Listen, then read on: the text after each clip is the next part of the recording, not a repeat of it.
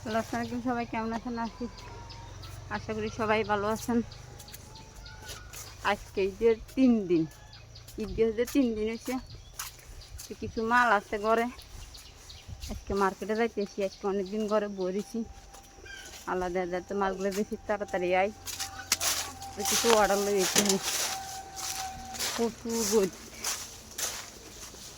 আজ একটু বাতাসও নাই, রোদের ভিতরে দাঁড়াচ্ছি।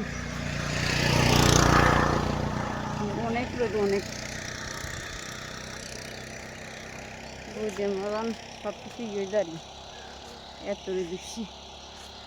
তো সবাই ভালো থাকেন, সবাই চেষ্টা ফলো দিন, দোয়া করিবেন আলাদা যেন ব্যবসা ভালো হয়। আজ বাইক চলে গেছি, মনে করে কই গেছি না, যে মার্কেটে যাইতেছি। তো মার্কেটে যাই আবার চলে গেছি কিলে জানেননি, মনে করেন শুধু একরকম না মাল আছে, বিভিন্ন রকমের মাল যদি থাকতো। মাত্র 4,000 টাকার মাল আছে।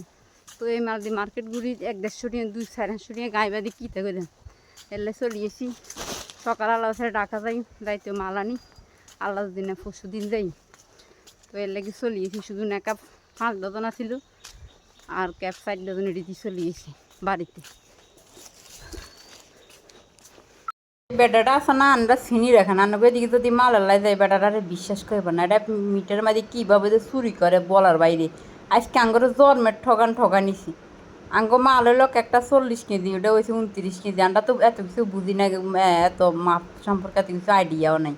এতে মহিলা মানুষ হয়ে আবার 200 টাকা চুরি করে দিই আবার লই গেছি গিয়ে, মানে আঙ্গ স্মরণ নাই আরও জিং গেছে অস্বীকার যায়।